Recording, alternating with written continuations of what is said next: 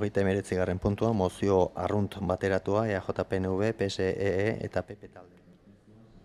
Moción ordinaria conjunta presentada por los grupos PNV, PSE y PP sobre el Centro Público Santa María Orixe Ikastola. Mozio arrenta bateratua EAJ, PSE eta PP taldeak aurkeztua Santa María Orixe Eskola Publikoko instalazioi buruzkoa. Presentadas dos enmiendas. Bueno, hiru talde dira. Sí, bueno, tres enmiendas de Bildu. Tres enmiendas de Bildu y una de Irabazi. Ez, baina nioen hiru talde dira mozioa aurkeztu duten taldeak eta urrenkera emango dut sinaduraren taldeek sinatzen duten ordenaren arabera, beraz denengo Eusko Alderdi Jeltzaleari emango diotitzen. Eskerrik asko. Mozio honek badu aurrekari bat, iaz onartu genuena, aho batez, Orixe ikastolaren beharrak ikusi eta 3 puntuko mozio bat onartu genuen. Mozio horren jarraipena egitean bilerak, idatziak egin ditugu, bilerak bai diputazioarekin, bai Jaurlaritzarekin, baita Orixe ikastolako zuzendaritza eta gurasoen elkartearekin ere, eta hezkuntza saileko informea jaso ondoren berriro idatzi genion kasu honetan kultura diputatuari behar hoien berri emanaz, beraz mozioaren jarraipena egiten aritu gara, baina konturatu gara, 2. puntuan esaten dana, ahozko erantzun bat badaukagula, baina foru diputazioari eskatzen zitzaionean egiaztatzeko bideragarri den, ala ez, Santa Teresa konbentuko kalostra izenez ezagutzen den espazio hori erabiltzea, Orixek dituen beharrei aurre egiteko eta horri irtenbidea emateko, hain zuzen ere txosten hori falta dela. Ahozko erantzun bat badaukagu, baina idatziz jakin nahiko genuke, benetan zein den bideragarritasunik badagoen edo alderdi horretatik ezintasunak dauden. Eta horixe da berriro ere mozio honekin eskatzera gatozena. Orain dela urtebete iazko uztailean onartutako mozio aretan esate zen puntutako bat idatziz jartzeko eta arrazoitzeko eta horren arabera aztertuko dugu guztion artean benetan bideragarri den ez den edo udalak beste espazio batzuk eskaini behar dituen zer egin behar den. Jaurlaritzaren txostenak, hemengo lurralde ordezkariaren txostenak zioena kontuan hartuaz, badago parte bat Orixe ikastolak dituen beharrei erantzuteko Santa Teresak agian eman dezakeen irtenbidea, eta badago beste parte bat kirolari lotua dagoena eta arraindegi eraikinean etorriko litzakena. 2. parte honetan gure konpromisoa adierazi dugu, bilerak egin ditugu, horren guztiaren berri badute, eta guk orain eskatzen duguna da, 2. puntuari bere garaiko mozioko 2. puntuari erantzunez, foru diputazioari eskatzen diogu azterketa berariazkoa egin dezala eta egiazta dezala bideragarri denala ez, eta horren berri horretan interesa dugun, edo horretan nolabait inplikatua gauden guztioi eman dezaigula. Eta berriro ere aurrekoan bezala, geure borondatea eta geure lankidetza eskaintzen dugu, nik uste dut guztiok ikusten ditugun beharroiei erantzun bat eman alizateko. Urrengoz talde sozialistak, bai? Bai, eskerrik asko, alkate jauna, eguerdion guztioi.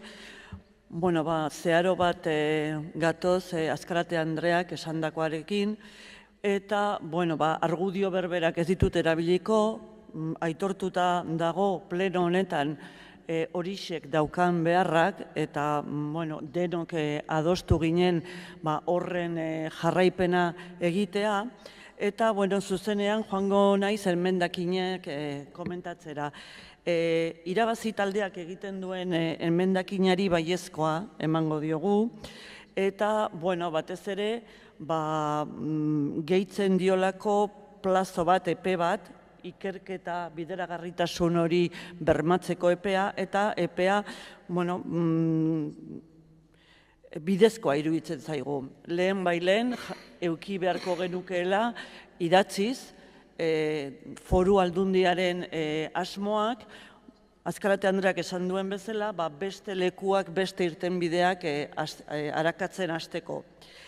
EH Bilduk egiten dituen 3 gehitze zuzenketekin ez gatoz bat. Lehendabizikoaren enmendakinarekin, esaten dunarekin,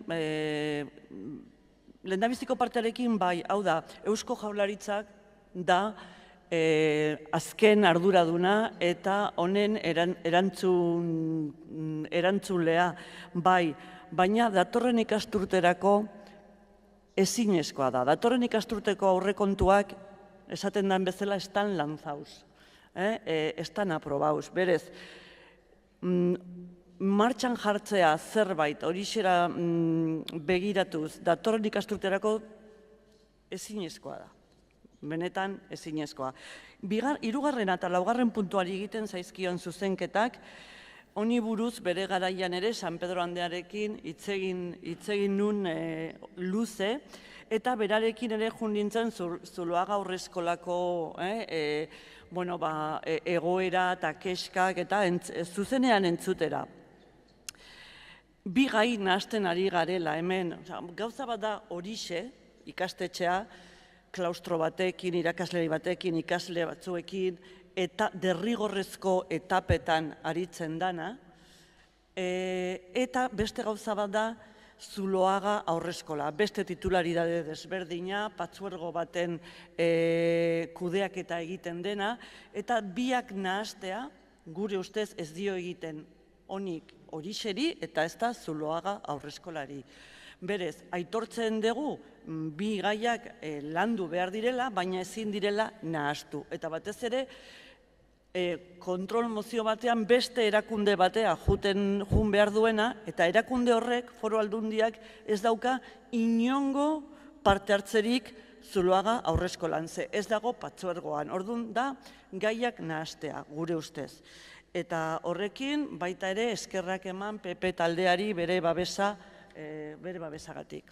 Eskerrik asko. Zuri, talde popularraren txanda.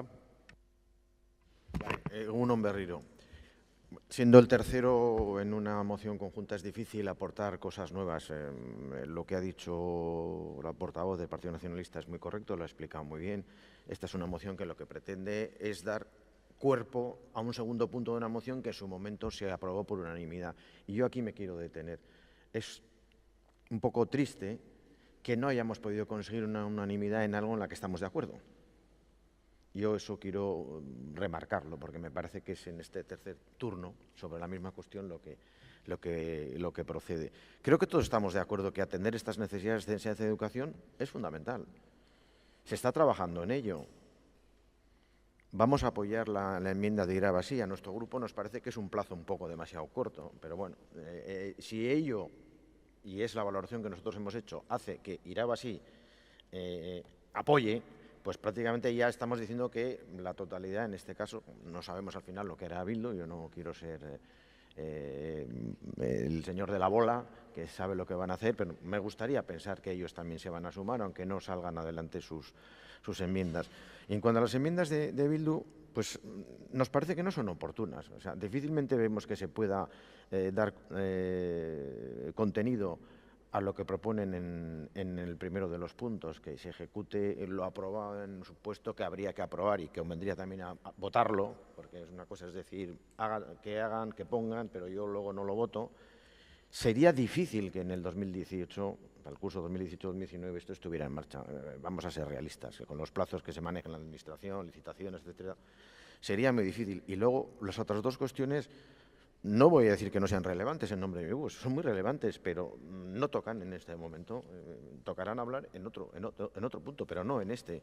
Es un poco, al final, mezclar las cosas, dicho con el mayor de los respetos de lo que puedo ser capaz, y creo que lo estoy siendo. Entonces, en definitiva, creemos que esto es una moción oportuna, que lo que pretende es que Diputación efectivamente nos dé ese instrumento, ese informe, diciendo, no, estas instalaciones garantizan la viabilidad. Pues enhorabuena, sorionak, y seguimos.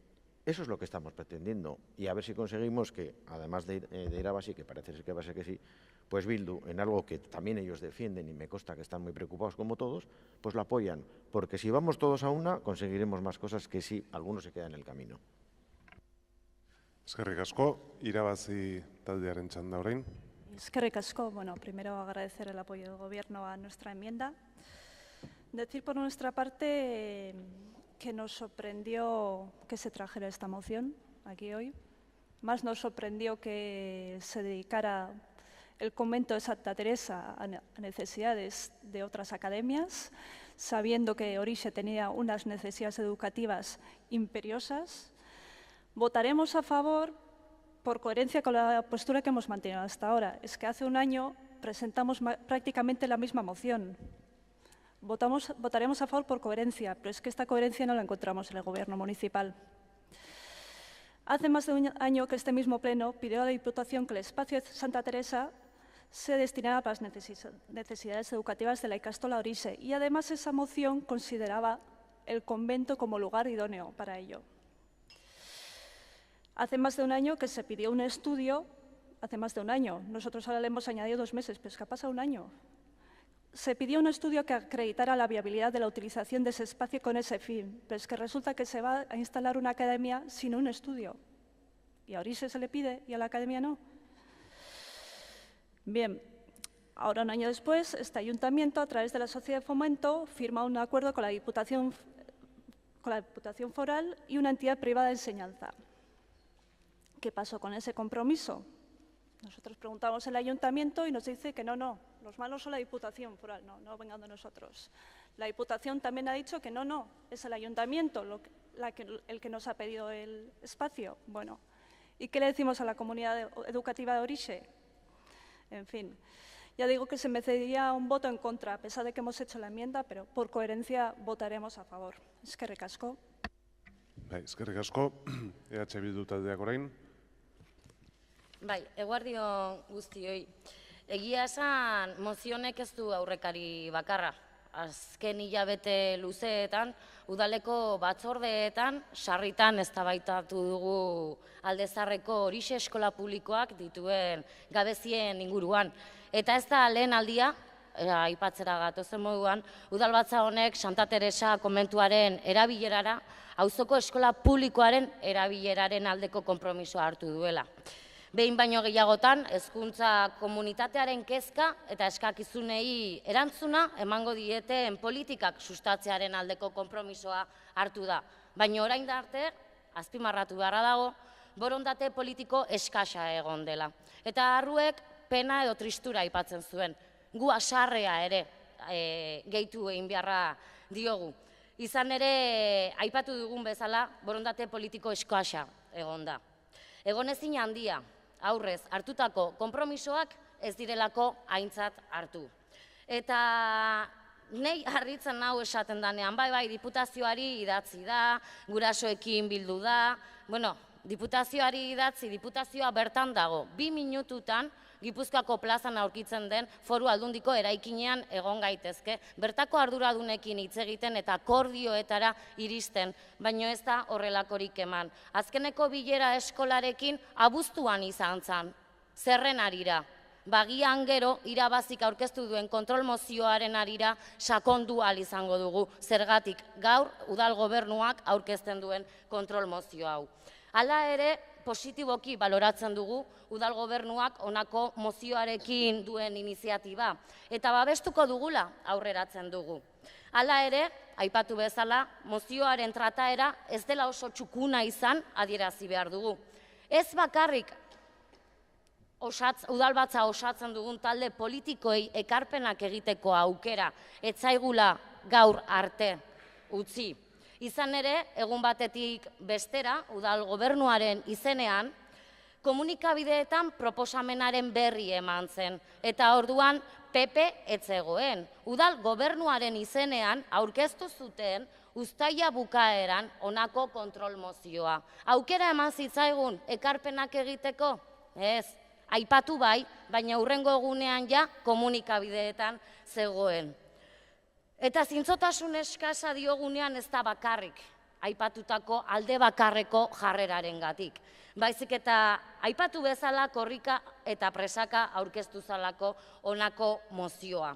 Izan ere, gogoratu behar dugu, udal gobernuak honako mozioa aurkeztu aurretik, Ernesto Gasco, udaleko alkate ordeak eta foru aldundiko Denis Itsasok, Santa Teresa komentuan bertan emandako prentsaurreko batean, espazio hori enpresa pribatu bateri lagatzen ziolako. Gure benetako nahia da, Aldezarreko Horixe eskola publikoa sustatzea. Eta auzoan normaltasunez kalitatezko hezkuntza proiektua gauzatzea. Posible da eta horretarako borondatea besterik ez da behar. Eta horregatik esaten dugu kalitatezko hezkuntza proiektua beharrezkoa dela. Eta horrela ulertzen dugu Zuloagako aurreskola ere bai. Bertako zerbitzu publikoa dalako. Dalako eskolara ahalbideratzen dituen zerbitzu publikoa. Ulertzen dugu bai Aldezarreko baita Horixe eskolako parte dela. Are gehiago, eraikin berdina konpartitzen du Zuloaga aurreskola eta Horixe. Eta ez esan ezetz, Maria Luisa, herritar guztiak dakitelako Zuloagako eraikinean bai aurreskola eta bai Horixe dagoelako. Eta Aldezarreko hezkuntza komunitatea bertako zerbitzu guztiak barne hartzean hitz egiten dugula ulertzen dugu. Ez hezkuntza zerbitzu bat alde batetik eta bestea bestetik. Hori da, Eusko Jaurlaritzak ez diolako lehentasunik ematen hezkuntza proiektuei, baina gu bai. Eta hala ere, guzti honen gainetik adierazi nahiko genuke elkarlana dala frutuak ematen dituena eta ez unilateraltasuna. Eskerrik asko. Eskerrik asko zuri, izteko txanda ekingo diogu orain eta denengo talde jeltzaleak erabiliko du. Bueno, hemen batzuk enpeinatzen dira beti lezioak ematen eta zer egin behar dugun eta zer ez dugun esaten. San Pedro Andreak aipatu dituen 2-3 gauza edo egin dituen baieztapen batzuk hartuko ditut. Aurrez hartutako konpromisoak defendatzeko ze epeltasun edo borondate politiko gutxi daukagun eta nik uste dut aurrez hartutako konpromisoak idatziz hartu genituela, orain dela urte bete udalbatza honetan, aho batez, eta mozioarek zituen puntuak zituen. Eta bakoitzak nahi dun balorazio egingo du, baina jarraipena egiten denean, bilerak egiten direnean, idatziak bidaltzen direnean, lortzen denean, eta ez da beti lortzen denean, hezkuntzako lurralde ordezkariak idatziz dokumentu luze bat egitea, egin beharreko bilerak aztertu beharrekoak aztertu ondoren, eta Horixeren gaia aspalditik daukagu mahai gainean, baina lehenengo aldia da horrelako dokumentu bat lortzen dena zergatikote. Eta dokumentu hori bidali behar den lekura idatziz eta epetan bidaltzen denean, eta beste hainbat bilera egiten direnean, gurasoekin, zuzendaritzarekin, esatea, borondate politiko gutxi dagoela, batzun interpretazioa izango da. Talde politikoi etzaile aukerarik eman mozio hau izenpetzeko, zergatik dago ba PP eta nik dakidala talde politikoa da, ez da oraindik udal gobernu honetako kide, zergatik izenpetzen du? Zergatik esan zuen besteren batek berehala etzuela izenpetuko barkatu ni ari naiz hitz egiten? Zergatik esan zuen besteren batek etzuela honen berri emango? Edo etzuela izenpetuko, beraz, eta korrika eta presaka aurkeztu zen mozioa? Ez, etzen korrika eta presaka aurkeztu. Etzen korrika eta presaka aurkeztu. Aurkeztu zen horretarako erabakia hartu zenean. Eta hurrengo puntuan jarraituko dugu, eta beste batzuk hartuko dute hitza, sustapenak zer egin duen edo zer ez duen edo zer sinatu duen. Baina hartutako konpromisoak betetzen ari gara. Eskerrik asko, izteko txanda talde sozialistak. Barkatu, baina banatu daiteke. Hiru talde dira egin izan dugu beste batzuetan. Bai, baina uztaileko plenoan, gusaiatu ginen mozio batekin, trinketaren mozioarekin bi pertsona hitz egiten bat hasieran eta bestea itxieran eta idazkariak esan zuen ezinezkoa zela. Bai. A ber, barkatu. Osea, hemen eztabaidatzen ari zaretena da, talde batek bi bozeramaile erabiltzea, nik ez daukat oroimenik idazkariak adakorik egin zuenik. Normalen erabakitzen duzu bozeramaile batzordean nola egiten duzen banaketa. Eta normala da, aurkezten direnen bi talde edo beraiek banatzea edo esatean nola egiten duten interbentzioa bai hasiera edo bai bukaeran. Hori da normala. Eta kontrol mozioetan? Orain zalantzaukogu urrengo mozioetarako, klaro. Gu saiatu ginen uztaian nik egiten aurkezpena eta Ricardok 2 minutuko erantzuna. Eta zurekin hitz egin genuen eta galdera erantzuna izan zen, ez normalean aurkezten zuenak gizten zuela turna. Hori da nire galdera bestela, urrengo mozioetan ere egin dezakegu guk ere aldaketa hori. A ber, nik ez daukat zera horren berririk. Konsulta egin badin bazen duten, etzan izan hemen orain ari geran, hitz egiten ari geran bezala, ez? Da ez dakit, posible dan edo ez dan, eta idazkari eskatzen diot, posible dan edo ez dan argitzea, bozeramaile aldatzea puntu batean itxierat, azalpen eta itxieraren artean. Ez daukete irizpiderik, momentu honetan bentsat? Zuk erabakitzen duzu, endakari erabakitzen du? Nik erabakitzen dut posible da. Eta beraz, izteko txanda, Gasco jauna daka. Bueno, yo agradezco que cada vez que intento hablar algún grupo se pone muy nervioso. No sé por qué. Simplemente y muy brevemente explicar que el problema de Orise, por desgracia, viene desde hace muchos años. La necesidad de Orise, de su ampliación y su actuación. Y que la Diputación Foral estaba 2 minutos hace 3 años como ahora. Con lo cual, seamos todos más sensatos y más prudentes. Lo segundo es que de aquí puede salir un acuerdo de todos o puede salir un acuerdo de partes. Yo coincido con el señor Arrue.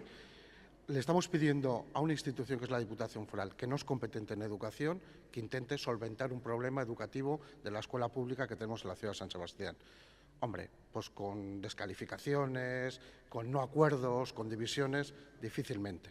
Y lo tercero, para aclarar, que también me parece pertinente, nunca y desde luego este concejal tampoco, ha pedido el local del convento de Santa Teresa para otro uso que no sea Orise. Otra cosa es que la institución propietaria diga que lo tiene vacío, que no entra, según sus análisis verbalmente o en sus estudios, esa opción y lo ofrezca gratuitamente a la ciudad. Antes de que esté vacío, se utiliza. Y termino, lo comenté en la comisión y vendrá en la moción posterior. Hay un acuerdo del Gobierno, que yo secundo totalmente, que en su momento ya lo pedí desde el principio, para no ir al convento de Santa Teresa con la escuela de diseño que vamos a trabajar en ella. Con lo cual, ese debate ya no está abierto. Y como ya lo contesté en comisión, me sorprende que algunos grupos lo quieran reiterar. No está abierto ese debate. Y además, desde el principio Fomento intentó otras ubicaciones distintas y trabajamos en otras ubicaciones y hay un acuerdo en el Gobierno para poderlo encontrar ahora. Eskerrik asko, eta izteko txanda azkenik talde popularrak. A mí en este turno de cierre me corresponde agradecer que los 2 grupos que no han suscrito inicialmente la iniciativa la vayan a apoyar por las razones que ellos han argumentado, aunque puedan expresar como han expresado sus quejas. Yo me quiero quedar en nombre de mi grupo con lo fundamental, que es lo que hemos hecho nosotros en esta cuestión. No vamos a entrar si se gestionó bien la forma de plantear la moción, suscribir, etc. Bueno, en eso no entramos, porque lo importante para nosotros es que esta necesidad se atienda y que vayamos a una institución que no es competente en la materia, pero que tiene una ubicación posible, pues diga, mira, sí, efectivamente me lo pide todo el Ayuntamiento de San Sebastián sin fisuras. Eso es lo fundamental. Lo demás, pues, queda un poco para la historia interna nuestra, pero que no dice nada. Los ciudadanos se hartan de pedirnos cuando estamos con ellos que vayamos todos a una en muchas cuestiones. No somos capaces, tendríamos que reflexionar. Creo que aquí estamos dando un ejemplo y a ver si conseguimos que esta ubicación sea buena y que esas necesidades empiecen a ser solventadas. Yo creo que eso es lo más importante de lo que vamos a conseguir ahora. Eskerrik asko, eztabaida amaituta bozketari ekingo diogu eta denengo irabazi taldeak aurkezten duen zuzenketa bozkatuko dugu, horren aldeko botuak, aho batez, eta orain EH Bilduk aurkeztutako 3 zuzenketak, denengo zuzenketari aldeko botuak, kontrakoak, ez da onartzen. Bigarren zuzenketari aldeko botoak, kontrakoak, ez da onartzen. Eta hirugarren zuzenketari aldeko botoak, kontrakoak, ez da onartzen. Eta orain, mozioa bera, irabaziren enmendakina barne duelarik, onartuko genuke, aldeko botoak, aho batez. Honen bestez, plenoaren eguneko gai zerrenda amaitu dugu, eta kontrol mozioetara pasatuko ginateke. Lehenengo kontrol mozioa irabazi taldeak aurkeztua, Fomento de San Sebastián eta Innova Next artean izenpetutako lankidetza hitzarmena dela eta. Primera moción de control presentada por Amaia Martín, portavoz del Grupo Municipal Irabasi Donostia, en relación con el convenio. Moción de control presentada por el Grupo Irabasi Donostia en relación al convenio de la colaboración entre la Sociedad de Fomento de San Sebastián e Innova Next. Bai, eskerrik asko. Pues ahora nos toca defender esta moción de control y diría que muy convenientemente porque la moción anterior no se entiende si lo que ha ocurrido con este convenio de colaboración que ha suscrito Fomento, que ha suscrito el Ayuntamiento, es decir, el mismo pleno que pedía el convento de Santa Teresa para las necesidades educativas de Orixe. Es verdad, interpelamos al concejal delegado de Impulso Económico sobre el convenio y la verdad es que las respuestas que nos dio nos hace cuestionar la forma de actuar del Gobierno y la sociedad de fomento en este tema. Como he dicho antes, el espacio en el que se ubicará finalmente la Escuela de Diseño, por cierto, bienvenida sea, será el convento de Santa Teresa. Sin embargo, este convento había sido la propuesta consensuada, como hemos defendido antes, por este pleno y la Icastola para poder dar una respuesta a las necesidades de la misma. Cuando interpelamos al concejal delegado, se nos informó que la Diputación había ofrecido al Ayuntamiento el convento de Santa Teresa gratis y que, por lo tanto, no se podía dejar pasar esta oportunidad. Lo que nos preguntamos es si esta cesión gratuita está condicionada exclusivamente a la ubicación del convento de este proyecto. Si no es así, no podemos comprender cómo, conociendo las necesidades de la Icastola, el Ayuntamiento haya puesto por delante un proyecto que, bueno, todavía no está funcionando a la necesidad imperiosa de numerosos niños y niñas de la parte vieja. También nos preguntamos cómo es posible que para que se ubique una escuela de diseño no haga falta pedir ningún estudio a la Diputación Foral, pero para Orixe, para la educación pública, sí. También preguntamos en comisión sobre el alquiler que pagará por la utilización de las aulas, pero no hemos tenido información al respecto. Creemos, sinceramente, que el Ayuntamiento debería haber abierto un concurso para la adjudicación de este proyecto, porque además en Euskadi contamos con una universidad pública y 3 privadas, además de centros de formación profesional que pudieran haber estado perfectamente interesados en poner en marcha esta iniciativa y no creemos que hayan tenido oportunidad de hacerlo. Vuelvo a decir que no cuestionamos el proyecto formativo de Innova, cuestionamos la forma de hacer de este Gobierno porque debería velar por la igualdad de oportunidades, ya que se destina recursos públicos en forma de espacios o financiación sin que haya habido un cauce abierto a la participación de otros. Por lo tanto, pedimos a este Gobierno que, dado que la Diputación ha cedido de manera gratuita las instalaciones del convento de Santa Teresa, trabaje junto con la Delegación de Gobierno vasco para llevar a cabo las adecuaciones necesarias para que Orixe pueda ocupar las aulas que necesita antes de que finalice el actual curso y, por otro lado, le pedimos que garantice la transparencia e igualdad de oportunidades en todos los procesos que impliquen destinar dinero y otros recursos públicos. Jarraian, talde popularraren txanda. Sí, voy a intervenir en este turno porque luego el minuto y medio siempre resulta muy corto y te pilla el toro. Nosotros la moción esta no la entendemos muy bien. No la entendemos muy bien, y lo digo con todos los respetos del mundo, porque habla de un concurso. Aquí nosotros no hemos visto ni hemos apreciado que haya habido ningún concurso. Esa es la primera reflexión, con lo cual ya como mucho, y nos vamos a quedar en la abstención. O sea, nosotros no podemos dar un apoyo a una moción que no la entendemos. Luego hablan ustedes de que insta al Gobierno municipal a garantizar la transparencia, etcétera, etcétera. Bueno, pues si no hay concurso ya, el segundo punto, pues sobra. Efectivamente, tenemos una necesidad y una demanda que atender para un centro de enseñanza como es Orixe. Y se baraja esta ubicación. Entre tanto, el propietario tenía esta ubicación disponible. Yo soy consciente, porque en aquellos tiempos estaba en las Juntas Generales, precisamente pues conocí muy bien lo que costó aquella transformación y la inversión que tuvo que hacer Guipúzcoa para reformar ese convento. Y efectivamente, pues parece que en el horizonte próximo puede estar ahí Orixe. Le hemos oído también en la comisión al delegado que nos ha dicho que no barajan como una situación permanente que esta academia o este centro se pueda quedar ahí permanentemente. Es más, que están barajando y hay alternativas para que se pueda ir a otro sitio. Por tanto, nosotros no terminamos de entender muy bien esta moción. Yo creo que con las explicaciones en nuestra forma de ver que se dieron en comisión, pues igual nosotros, de haber estado en su caso, quizá no habríamos traído, casi seguro, la moción al Pleno. Como a nosotros nos corresponde decir lo que vamos a hacer, ya se lo he adelantado.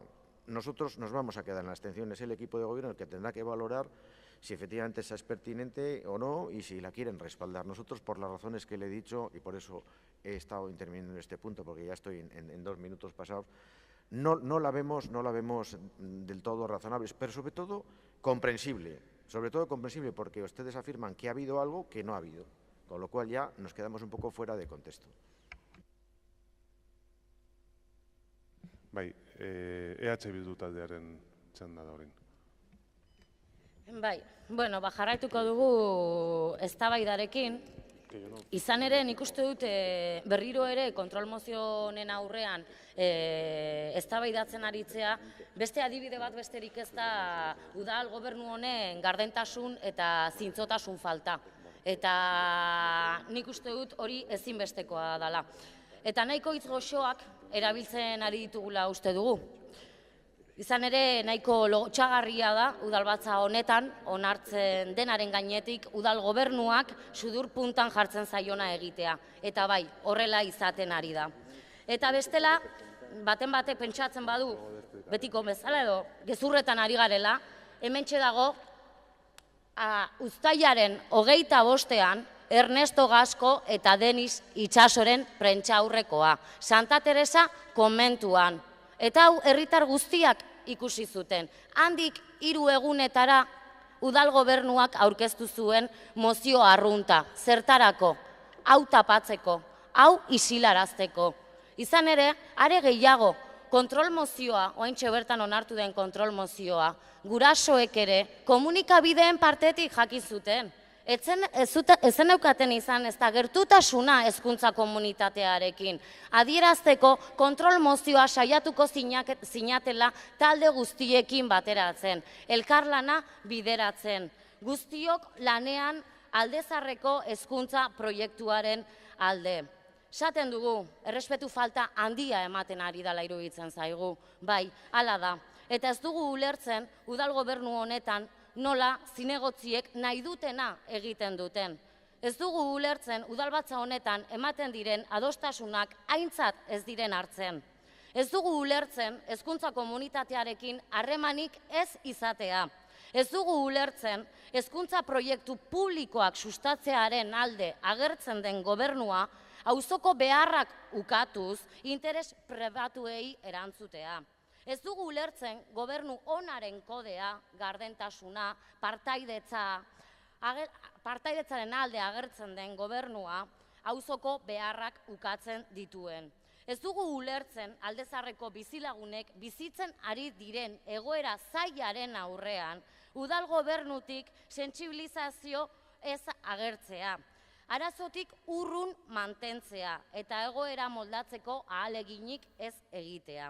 Zeren ez da soilik Orixe eskola publikoak dituen beharrak, baizik eta auzoan bizi diren bizilagunen beharrak, auzoko etorkizuna eta bizi kalitatea. Izan ere, ongi ezagutzen dugu guztiok alde zaharrean ez direla oinarrizko zerbitzuak duintasunez eskaintzen. Eta adibide gisa denok ezagutzen dugu ambulatorioaren proiektua udal gobernu berri hau osatu zenetik kajoian sartuta jarraitzen duela. Edo eta arraindegi eraikinarekin gertatu den proiektua. Non ahalik eta metro karratu gehien eskaintzen zian bizilagunei, eskolei, eta udal gobernu honek zer egin du? Publikotasun hori murriztu, eta metro karratu gehiago eman pribatuei. Bai, hori ere gertatu da ez bakarri Santa Teresarekin, baizik eta arraindegi eraikinarekin. Auzoak eskola publiko duina beharrezkoa du. Kirol instalazio aproposak, osasun zentro egokia. Aldezarreko bizilagunak duintasunez bizitzeko eskubidea dute beste edozein bizilagunek duten bezala. Eta hori guztia dela eta noski baiezko bozka emango diogu irabaziri. Eskerrik asko. Bai, eskerrik asko zuri, jarraian talde sozialistak dauka hitza. Voy a intentar entender lo que dice la moción porque es muy compleja y muy difícil de entender, señora Martín. Se lo digo en serio. Usted nos plantea que hablemos con el Gobierno vasco sobre un edificio que es de la Diputación Foral de Guipúzcoa. Y no cita a la Diputación Foral de Guipúzcoa para nada. Es que es sorprendente. Es decir, el dueño del local queda excluido, si aprobamos esta moción, de cualquier tipo de responsabilidad, negociación o acuerdo. Yo creo que es imposible sin el dueño del local llegar a ningún acuerdo de usos. Claro, luego usted hace aseveraciones que no son ciertas. Ojalá hubieran sido ciertas. Usted dice: la Ikastola Orise, el Ayuntamiento, la Diputación Foral y el Gobierno vasco llegaron a un acuerdo. ¿Cuándo? ¿Dónde? Ojalá. No se ha llegado. Por eso es el debate. No hay ese acuerdo. Y no hay ese acuerdo, nos guste más o nos guste menos, porque hasta ahora la Diputación Foral de Guipúzcoa nos ha dicho, dentro de sus competencias, que el edificio de Santa Teresa lo quiere destinar una parte muy importante a una academia, estudio sobre el urbanismo y la ciudad. Y que ese es su proyecto estratégico por encima del marco local de San Sebastián. Y que creo que es una buena noticia para la ciudad de San Sebastián tener un centro de referencia. Igual ese no es el mejor edificio o no, pero es una buena noticia. Y la parte que le quedaba libre entendía o entiende verbalmente que tiene dificultades de compatibilizar con una escuela de primaria. Que puedo compartirlo o no. Y yo le he trasladado a la Diputación que no lo comparto, pero es la opinión del propietario del local. Claro, de eso ustedes no quieren hablar nada. Y entonces nos hace una moción tan confusa que no hay que saber, si se votara no sabemos ni qué votaríamos. Porque, ¿qué tiene que ver Ayuntamiento y Delegación de Educación en solventar un problema sin hablar con el propietario ni implicar al propietario del local? Es que es imposible, directamente. Imposible. La segunda, se decía por parte de otra portavoz, que eleva mucho la voz, pero no le oigo bien, se lo puedo garantizar, señora San Pedro, que no se ha hablado con la comunidad educativa. Se ha hablado con la comunidad educativa. Me consta que hasta el diputado foral habló a primeros de julio. Y nosotros les hicimos varias llamadas y nos juntamos cuando pudieron ellos, porque estaban de vacaciones algunos de ellos y nos alargaron la reunión. Y en cuanto mantuvimos la reunión con ellos y se aclaró toda la situación, presentamos la moción. Claro que presentamos la moción y estábamos preocupados porque nosotros, en todo momento en este tema, hemos querido ser transparentes con la comunidad educativa de Orise, como la habrá querido ser usted, yo eso no os lo pongo en duda. Pero es que usted pone en duda siempre la buena fe de todos los demás. Y así es muy difícil hacer política, dialogar y entenderse. Sí, es muy difícil. Con la señora San Pedro es muy difícil, señora Almiral, y usted lo sabe, pero si no lo debería saber. Porque cuando viene a los plenos insulta o descalifica permanentemente y parece la poseedora de la verdad absoluta y desprestigia o intenta desprestigiar a los demás. Y así es muy difícil hacer política. Porque la tercera, el propio grupo al que usted pertenece, entiende que una escuela de diseño de carácter internacional, no en Santa Teresa y no en la parte vieja, es una buena noticia para la ciudad de San Sebastián, viendo cómo hoy en día la economía digital, la economía moderna necesita de formación, educación y de prestigio. Y así lo trasladó en otros consejos y consta en las actas. Por lo tanto, yo no vengo aquí a molestar a nadie, pero seamos coherentes. ¿Es bueno para el desarrollo económico de esta ciudad tener un centro internacional de prestigio que ayude, porque no hay otros que lo puedan hacer o que deseen que la ciudad de San Sebastián se ubique, tener contactos internacionales, fomentar, digitalizar y apoyar a nuestras empresas y a los alumnos que pueden salir de otros centros para progresar y avanzar? Sí, es bueno. Que Irabazi no lo comparta y usted tampoco, pues nos sorprende. Bai, jarraian talde jeltzalearen txanda.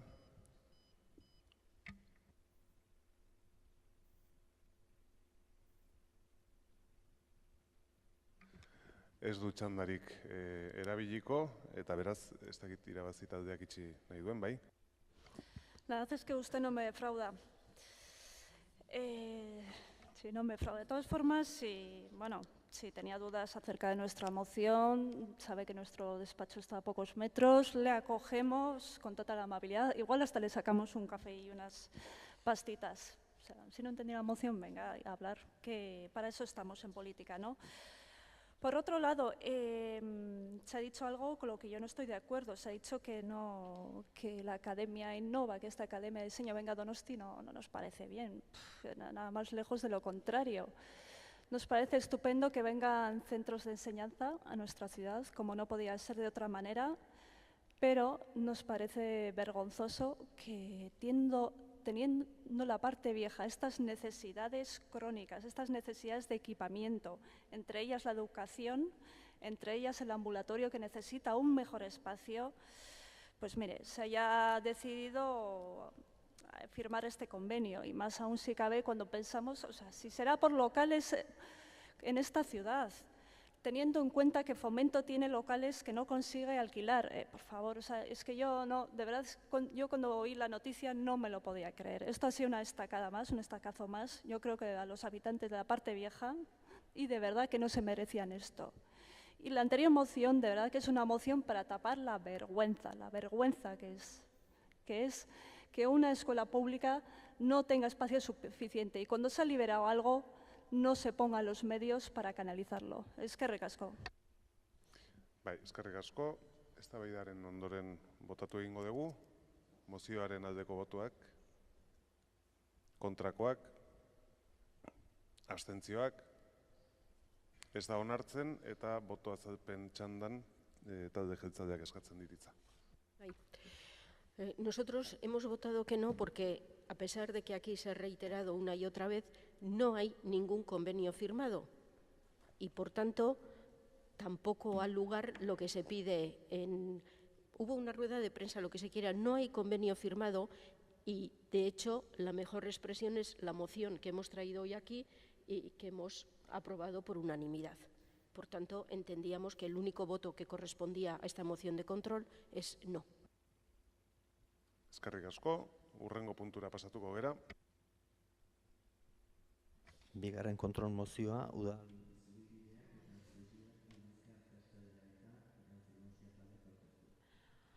Moción de control que presenta el Grupo Irabazi Donostia sobre la revisión periódica de los viaductos y puentes municipales.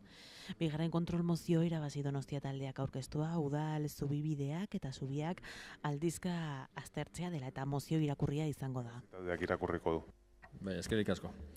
Donostiako udalbatzak ertzatuki eskatzen dio udal gobernuari egin dezala hiriko zubiak eta zubibideak aldizka aztertzeko protokolo bat, kaltelarriak detekatzeko eta hala konponketa lanak egitean ondorio negatibo gutxiago izateko.